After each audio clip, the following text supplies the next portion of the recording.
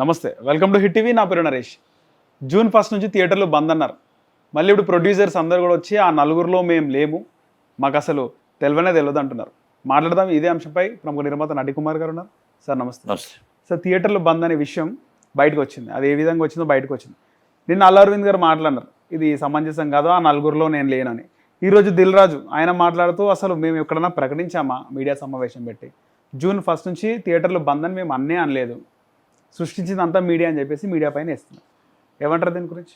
ఇప్పుడు ఓకే, దిల్ రాజు గారు ఏమన్నారు, మన అరవింద్ గారు ఏమన్నారు, పవన్ కళ్యాణ్ గారు ఆఫీస్ నుంచి ఏమన్నారు, కందులు దుర్గేష్ గారు ఆఫీస్ నుంచి ఏమన్నారు, ఆర్యాల వీరమల్ల మీద ఎందుకు వచ్చింది, ఈ టాపిక్ ఎందుకు వచ్చింది, ఎందుకు రచ్చరచ్చ అయింది, సోషల్ మీడియా చేసిందా, లేకపోతే ఎవరైనా జనాలు అన్నారా, ఏప్రిల్ 19 మీటింగ్ ఈస్ట్ గోదావరి ఏంటి, ఏప్రిల్ 18 మే 18 జరిగిన మీటింగ్ జనరల్ ఎగ్జిక్యూటివ్ మీటింగ్ ఏంటి, వాళ్ళందరూ కూడా ఎన్నింటి కోసం చర్చించుకునే ముందు మొత్తం దిల్ రాజు గారు చెప్పినా వాళ్ళు చెప్పినా అన్నీ కలిపి 200 థియేటర్లు ఉండేవి. 150 థియేటర్లు 160 థియేటర్లు లీజులో ఉన్నాయి వాళ్ళు చెప్పిన ప్రకారం. 1600 మంది డిస్ట్రిబ్యూటర్లు ఎగ్జిబ్యూటర్లు అయితే ఉన్నారు, అది వాస్తవం. ఆ 1600 మంది ఎగ్జిబ్యూటర్లు 13 నుంచి 1400 మంది ఎగ్జిబ్యూటర్లు ఏమయ్యారు. ఇప్పుడు వాళ్ళైనా బంద్ ప్రకటించిన వాళ్ళు ముందుకు వచ్చి బంద్ ప్రకటించాం మేమని చెప్పాలి, వాళ్ళు మేమే థియేటర్లు రన్ చేస్తున్నామని చెప్పాలి. మరి నాకు తెలిసి ఇండివిజువల్గా ఉన్న వాళ్ళు అందరూ కలిపితే 200 మందో 300 మందో కనబడుతున్నారు. 300 మంది వేసుకుందాం. మరి తక్కువ థియేటర్లు ఎవరి చేతిలో ఉన్నట్టు, ఏ గ్రూప్ ఆఫ్ కంపెనీస్ చేతిలో ఉన్నట్టు, ఎవరి బినామీల పేర్లు చేతిలో ఉన్నట్టు, నెంబర్ 1. ఓకే, అది తర్వాత డిస్కస్ చేసుకుంటే, దిల్ రాజు గారి మాటల్లో ఇక్కడ రాంగ్ ట్రాక్ పట్టించారు పవన్ కళ్యాణ్ గారిని అన్నారు. ఓకే, అది రాంగ్ ట్రాక్ పట్టిస్తే రాంగ్ ట్రాక్ వెళ్ళిపోయి కాదు, ఆయన బిగ్ స్టార్ అంటే డిప్యూటీ చీఫ్ మినిస్టర్, ఆయనకి ఇంటెలిజెన్స్ రిపోర్ట్ ఉంటుంది, అన్నీ ఉంటాయి. అది ఏమీ తెలియకుండానే గబగబా ఆవేశంతో నేను ఒక ప్రెస్ నోట్ రిలీజ్ చేసి ఉంటారా? అంటే రాంగ్ ట్రాక్ మరి దిల్ రాజు గారు అనేది నిజమై ఉండొచ్చా? లేకపోతే మరి ఆయన రాంగ్ ట్రాక్ పట్టించడానికి మాట్లాడుతున్నారా? గవర్నమెంట్ ఎప్పుడు కూడా అంత పెద్ద డిప్యూటీ చీఫ్ మినిస్టర్ రాంగ్గా మాట్లాడతారని నేను అనుకోను. కందులు దుర్గేష్ గారు మరి ఏమీ తెలియకుండా మాట్లాడతారని నేను అనుకోను. రాంగ్ ట్రాక్ పట్టిస్తారు. దీంట్లో కుట్రకోణం అనేది నేను కట్టుబడి ఉన్నా. పేరు నాని గారు మాట అన్నారు, ఏమీ తెలియకుండానే థియేటర్లో బంద్ అనేది వాళ్ళకి చెప్తే వాళ్ళని మీరు పోలీసు వాళ్ళతో అరెస్ట్ చేయిస్తున్నారు, మీరు బంద్ కాకుండా భయపిస్తున్నారు అన్నారు. జూన్ 12 తారీఖున సినిమా రిలీజ్ ఉంది. వాళ్ళని ఇప్పుడు ఎక్కడ అరెస్ట్ చేశారు, ఎవరు పోలీసులు తీసుకొచ్చారు, అసలు ఎవరు అన్నారు? కందులు దుర్గేష్ గారు మరి ఎవరు కంప్లైంట్ ఇచ్చారు, ఆయన ఎందుకు ఎంక్వైరీకి ఆదేశించారు అనేది ఆయనే చెప్పాలి. ఎందుకంటే దిల్ రాజు గారి సమాధానంలో కందులు దుర్గేష్ గారికి నాకు దిల్ రాజు గారు ఫోన్ చేశారు, బంద్ ఉండకపోవచ్చు అని అన్నారు అన్నారు. బంద్ అని ఎవరన్నారు అని ఆయన ఆ రోజే క్లారిటీ ఇచ్చుంటే, బంద్ ఉండకపోవచ్చు అన్నారు కానీ బంద్ క్లారిటీ ఇచ్చుంటే దిల్ రాజు బాగుండేది. చాలా కామెంట్లు వస్తున్నాయి, ఇప్పుడు నిద్రలేచావని చెప్పి. ఎస్, అదొకటి ఉండే. నిన్న అల్లు అరవింద్ గారు ఒక మాట అన్నారు, నేను ఆల్రెడీ బంద్ చేద్దాం నా 3 మీటింగులు చెప్తే 3 మీటింగులు నేను కాదు నా సహ నిర్మాతలు కూడా వెళ్ళొద్దని అన్నారు. మంచి పరిణామే. కానీ అరవింద్ గారు నా రిక్వెస్ట్ ఏంటంటే, అదే రోజు ఇది కాకుండా ట్విట్టర్లో ఆ రోజే ఒక ట్విట్టర్లోనో ప్రెస్ నోటో ఏదో రూపంగా ఇచ్చి, మీరు పెడుతున్న మీటింగ్ రాంగు, మీరు పెడుతున్న వెళ్ళింది ఒక హరిహర వీరమల్లు సినిమా రిలీజ్ ఉంటుండగా ఈ సాహసాలు చేయకూడదు అని నిన్న మాట్లాడిన మాట ఒక ప్రెస్ నోట్ ఇచ్చిండుంటే ఇంత రాద్ధాంతం. పవన్ కళ్యాణ్ గారు లాంటి ఆఫీస్ నుంచి ఒక ప్రెస్ నోట్ రావడం, దుర్గేష్ గారు రావడం, గవర్నమెంట్ రియాక్ట్ అవ్వడం, ఇంత రచ్చరచ్చ అయిపోయిన తర్వాత నా నలుగురిలో నేను లేనన్నది మంచి మాటే, శుభం. ఆ 15 థియేటర్లోనే వదిలేస్తానన్నారు. Okay, east Godavari, west Godavari, Krishna జిల్లా, ఆ మూడిట్లో ఆయన 15 థియేటర్లు ఉన్నాయని అంటున్నారు. మరి ఏమో నాకు తెలియదు, అయితే ఉండొచ్చు. 15 థియేటర్లు అంటున్నారు, మరి ఆ 15 థియేటర్లు ఉండొచ్చు కూడా. ఓకే, గ్రూప్ కంపెనీలో క్యూబ్లో నేను లేను అని చెప్పారు, ఉండకపోవచ్చు. క్యూబ్ అనేది గ్రూప్ ఆఫ్ కంపెనీస్, అంటే డిఫరెంట్ ఒక పేరు మీద ఉండవలసిన అవసరం లేదు, ఎవరెవరి పేరు మీద ఉండొచ్చు. అది మరి ఫస్ట్ నుంచి కూడా అరవింద్ గారి గ్రూపు, అరవింద్ గారి ఈజ్ పార్ట్నర్షిప్ అని అందరూ అంటున్నారు, అందరూ వచ్చింది. దాంట్లోని కూడా వాళ్ళు కూడా మరి అక్కడ ఆఫీస్ నుంచి మరి నడుస్తున్నాయి కొన్ని. మరి దాంట్లో కూడా వన్ ఆఫ్ ది మరి ఏం జరుగుతుంది ఏంటనేది దాంట్లో అది వాళ్ళు చూసుకుంటారు. ఛాంబర్ తర్వాత చూస్తుంది, వీపీఎఫ్ ఛార్జెస్ ఏంటి ఇవన్నీ తర్వాత చూస్తుంది. ఇవన్నీ నేనేమంటానంటే, ఇప్పుడు ఏది ఏమైనా పవన్ కళ్యాణ్ గారి ఆఫీస్ నుంచి రాంగ్ ఫీడ్బ్యాక్ వెళ్ళింది ఆయనకి అంటున్నారు. వెళ్తే ఆయన అంత రియాక్ట్ అయ్యారు అంటున్నారు. రాంగ్ ఫీడ్బ్యాక్ దుర్గేష్ గారికి వెళ్ళింది అంటున్నారు. వెళ్తే ఫీడ్బ్యాక్ రియాక్ట్ అయ్యారు అంటున్నారు. అనుశ్రీ సత్యనారాయణ గారు ఏప్రిల్ 19వ తారీఖు నాడు ఆయన మాట్లాడింది చాలా క్లారిటీగా, మా జిల్లాలో అందరం 40 రోజుల టైం అండి, జూన్ 1కి ఇక్కడికి 40 రోజుల టైం ఉంది.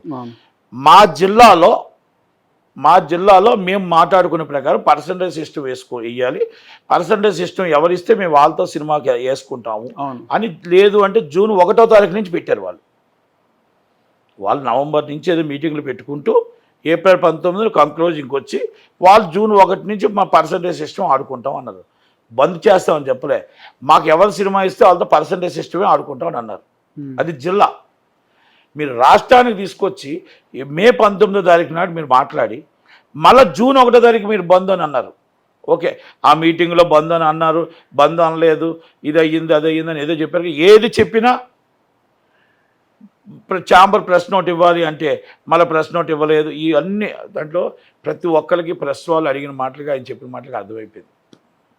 కనుక దాంట్లో ఆ నలుగురిలో ఆయన లేనన్నాడు. అది తప్పు జరిగింది, తప్పించుకునే ద్వారంలో అందరూ ఉన్నారు. మన దానికోసం ఇంకెక్కువ డిస్కషన్ చేయాల్సిన అవసరం లేదు.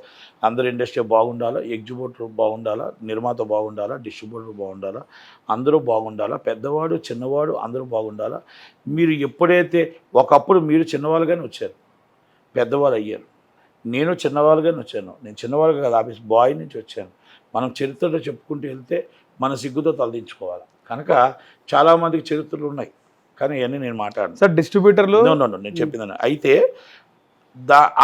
మీరు గవర్నమెంట్ దాకా వెళ్ళేటప్పటికి మా బాధను మీరు పట్టించుకోరు, గవర్నమెంట్ పట్టించుకోరు. ఈ రెండు గవర్నమెంట్లు పట్టించుకోవట్లేదు, మా కష్టాన్ని పట్టించుకోవట్లేదు. మొన్న మీరు 30 మందిని పిలిచారు, 30 మందిని కూడా మీరు సెటిల్మెంట్కి పిలిచినట్టే అనిపించింది మాకు. ఎక్కడ రేవంత్ రెడ్డి గారికి, నాగార్జున గారిని చూసి పిలిపించారు, అరవింద్ గారిని చూసి పిలిపించారు, కొంతమందిని పిలిచారు. అది ముందే కొంతమంది హీరోలు ఉన్నారు అందులో. అదే అంటున్నా కాదు, అదే అంటున్నా తప్ప. ఇప్పుడు నేను joint secretary of producer council పిల్లలేదు, మరి ప్రసన్న గారిని పిల్లలేదు. ఇలాగ ఆఫీస్ బ్యాలెన్స్ అవసరం లేదు, వీళ్ళకి ఆఫీసులు అవసరం లేదు. నేనే రాజు నేనే మంత్రి. ఎందుకు సార్ ఎవరు అడగరా మరి? అదే ఇప్పుడు ఎవరు అడుగుతున్నారు, ఇప్పుడు అంటున్నారు ఎవరు అడుగుతున్నారు, ఎవరు అడగరండి. 10 సంవత్సరాల నుంచి మోనోపల్ అయిపోయాయి. ఇక్కడ టీఆర్ఎస్ గవర్నమెంట్, అక్కడ చంద్రబాబు నాయుడు గారి గవర్నమెంట్లో కూడా ఒక అవ్వా నడిచింది 2014లో. తర్వాత 2019లో ఒక అవ్వా నడిచింది, 2018లో కూడా అవ్వా నడిచింది. ఆ రోజు మళ్ళీ ఇదే వ్యక్తులు అందరూ నేను రెడ్డి మీరు రెడ్డి అన్నారు. ఇవన్నీ నచ్చాయి.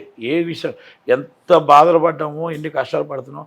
ఇప్పటికి కూడా చాలామంది సినిమాలు తీయలేక ఎందుకు మనకి ఈ బాధ, ఎందుకు అడగడం అని చెప్పి వదిలేదు. ప్రొడ్యూసర్ కౌన్సిల్ ప్రెసిడెంట్ చైర్మన్ ఈయన ఉన్నాడా సార్? దిల్ రాజు. ప్రొడ్యూసర్ కౌన్సిల్ సంబంధం లేదు ఆయన. ప్రొడ్యూసర్ కౌన్సిల్ జాయింట్ సెక్రటరీ నేను, దేనికి లేడు.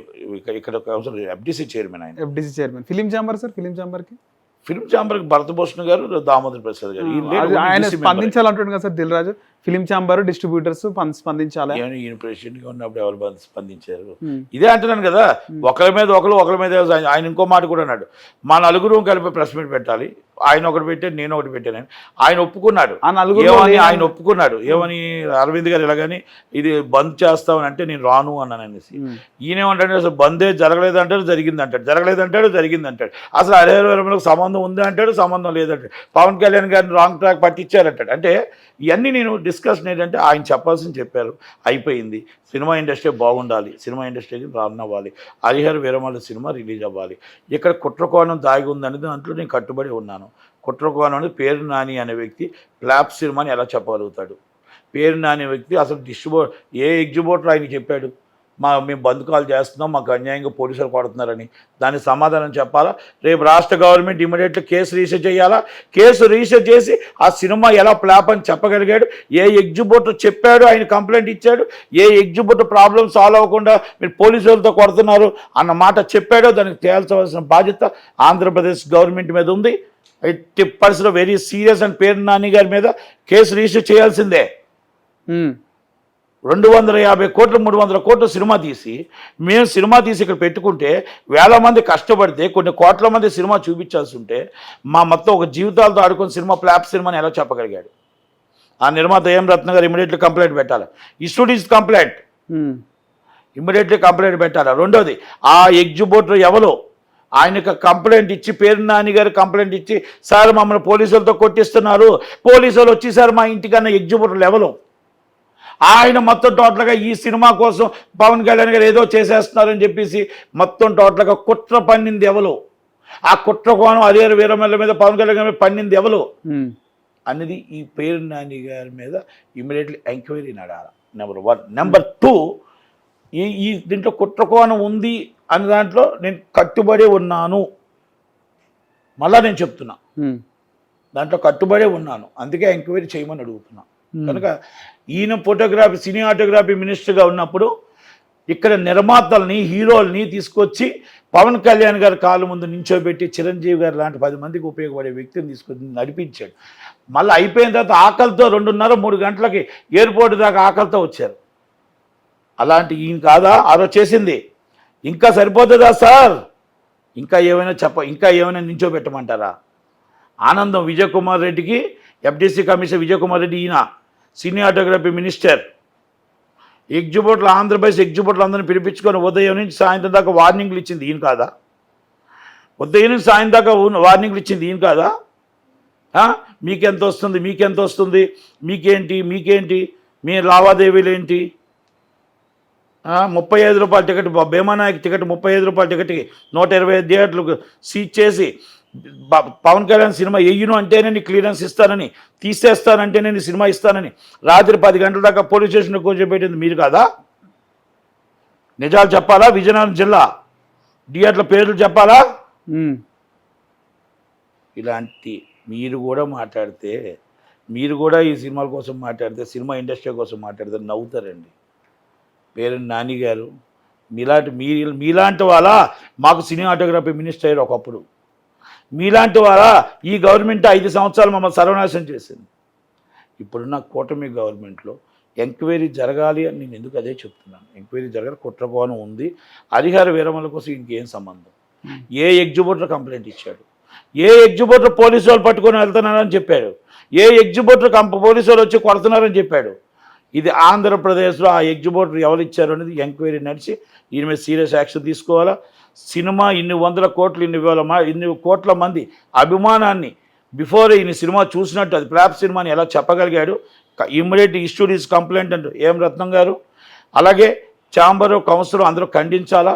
పూర్తిగా ఖండించకపోతే ఇది ప్రతి ఒక్కరూ ఇలాగే డైలాగ్స్ చేస్తారు. కాబట్టి ఆయన ఒక ప్రతిపక్షంలో ఉన్నారు, ప్రతిపక్షం మాట్లాడాలి తప్ప సినిమా ఇండస్ట్రీ అనేది ఒక 10 మందికి ఉపాధి కల్పించేది. ఇలాంటి మాటలు మాట్లాడకూడదు. కాబట్టి ఇలాంటి యాక్షన్ తీసుకోవాలా. అయిపోయింది. ఇండస్ట్రీని 2 రాష్ట్రాలు చక్కగా చూసి చిన్న సినిమా నిర్మాతని, చిన్నవాళ్ళని, పెద్దవాళ్ళని అందరినీ కాపాడాలి.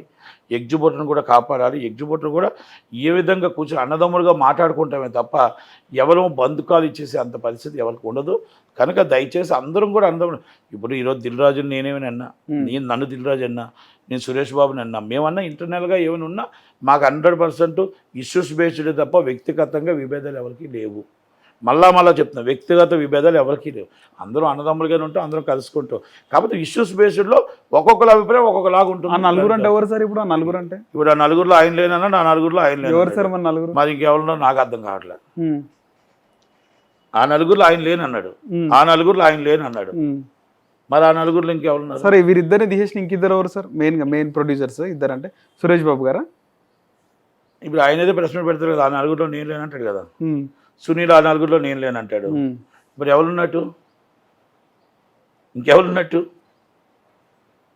నాకైతే అర్థం కాదు. మరి ఆ నలుగురిలో ఎవరున్నారు అనేది మరి ఆ దేవుడు చెప్పాలి. సరే, మీకు తెలిసి ముందు నుంచి అగ్ర ప్రొడ్యూసర్లు అంటే ఎవరెవరు సార్? ఏమండి, అందరికీ తెలుసు. 10 సార్లు మనం మాట్లాడకూడదు. మాట్లాడితే చెప్పారు కదా, మా ఫోటోలు వేసుకుంటే మీకు వ్యూస్ వస్తున్నాయి, మా ఫోటోలు వేసుకు వాళ్ళు హీరోలు కాదు, నేను హీరోని కాదు.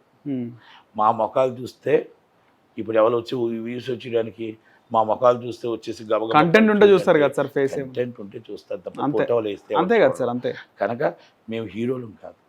ఇప్పుడు ఈ సంవత్సరం, ఇప్పుడు ఈ 50 సంవత్సరాలు మీరు ఫోటోలు చూపించేస్తుంటే మాకేమో 2 పెళ్ళిళ్ళు అవ్వాల్సిన అవసరం ఏం లేదు. కనుక హ్యాపీగా ఉన్న లైఫ్ ఉంది. కనుక దయచేసి ఎవరు ఏంటి అనేది అందరికీ తెలుసు కాబట్టి దానికోసం మనం డిస్కస్ సార్ చేయకూడదు. ఇంకో జరిగిన దాన్ని మనం తప్పుతో పట్టించకూడదు. ఏది జరిగినా ఒకటి మాత్రం వాస్తవం, ఏది జరిగినా మనం మాత్రం ఇండస్ట్రీ బాగుండాలా, ఇండస్ట్రీ అనేది మనుగడ సాగించాలా. కార్మికులు ఉన్నారు, ఎన్నో వేల మంది లక్షల మంది దీని మీద బతుకుతున్నారు, అందరినీ బతికించాలా. కొంతమందిని బతికించడం అనేది కరెక్ట్ కాదు. సార్ నాగవంశి వ్యాఖ్యలు ఏ విధంగా చూస్తారు సార్? స్టార్టింగ్ లో మాట్లాడింది, ట్వీట్ పెట్టింది ఏది నాగవంశిని దిల్ రాజు ఇద్దరు ఫ్రెండ్స్ అన్నట్టు కదా, ఆయన ఒప్పించానని చెప్పారంట పర్సంటేజ్ కోసం ఒప్పించాను. అంత ముందుకు ఆయన పవన్ కళ్యాణ్ సంబంధించి జిగిరి దోశ. ఇప్పుడు ఇక్కడ ఎవరి రాజకీయం ఎవరిదో మాకు తెలియట్లేదు. అదే అర్థమవుతలేదు సార్, ఎవరి రాజకీయం ఎవరిదో తెలియట్లేదు. వాళ్ళిద్దరు పవన్ కళ్యాణ్ ఎందుకు టార్గెట్? నాగవంశీ గారు ఆయన క్లోజ్ ఫ్రెండ్స్ అన్నప్పుడు మరి పవన్ కళ్యాణ్ గారిని ఆయన సమర్థిస్తున్నాడు, మరి ఈయన వ్యతిరేకిస్తున్నాడు. ఓకే, ఏది అవనియండి, దానికోసం డిస్కషన్ వద్దు. అది పవన్ కళ్యాణ్ గారికి అన్ని తెలుసు కాబట్టి ఇండస్ట్రీ ఏం జరుగుతుందని ఇండస్ట్రీ కోసం మాట్లాడాలి. ఇబ్బందులు ఉంటాయి సార్ ఈ సినిమాకి, హరిహర వీరమల్ల మనం దీనికోసం మాట్లాడకూడదు. ఇబ్బందులు లేకుండా సినిమా రిలీజ్ అవ్వాలని కోరుకోవాలి తప్ప ఇంకోటి ఇబ్బందుల కోసం మాట్లాడకూడదు. రైట్ సార్, ధన్యవాదాలు. హిట్ టీవీ యాప్, ఇందులో short news, live news, entertainment shows, movies, digital magazines తో పాటు మీ జిల్లా వార్తలను కూడా ఫ్రీగా చూడొచ్చు. ఇంకెందుకు ఆలస్యం, వెంటనే హిట్ టీవీ యాప్ ని డౌన్లోడ్ చేసుకుని ఫ్రీగా ఎంటర్టైన్మెంట్ పొందండి. Hit TV app. Hit TV app. Please download hit TV app. Hit TV యాప్ని ఫ్రీగా డౌన్లోడ్ చేసుకొని ఎంజాయ్ చేయండి. మీకు నచ్చిన ఎంటర్టైన్మెంట్ కోసం హిట్ టీవీ యాప్ ని ఫ్రీగా డౌన్లోడ్ చేసుకుని ఎంజాయ్ చేయండి. హిట్ టీవీ యాప్ ని డౌన్లోడ్ చేసుకుని ఆస్వాదించండి, ఆశీర్వదించండి. ఇంతమంది సెలబ్రిటీలు హిట్ టీవీ యాప్ ని డౌన్లోడ్ చేసుకోండి అని చెప్తున్నారంటే ఎంత మంచి యాప్ ఆలోచించండి. అమెరికా అమెరికా అమెరికా అమెరికాలో చదవాలనుకునే వాళ్ళకి విశ్వసనీయమైన పేరు మన శౌర్య కన్సల్టెన్సీ. UK లో 1 year masters, UK లో 1 year masters, 2 years work permit up to 5 years visa. Contact Saurya Consultancy. Contact 89851 89851.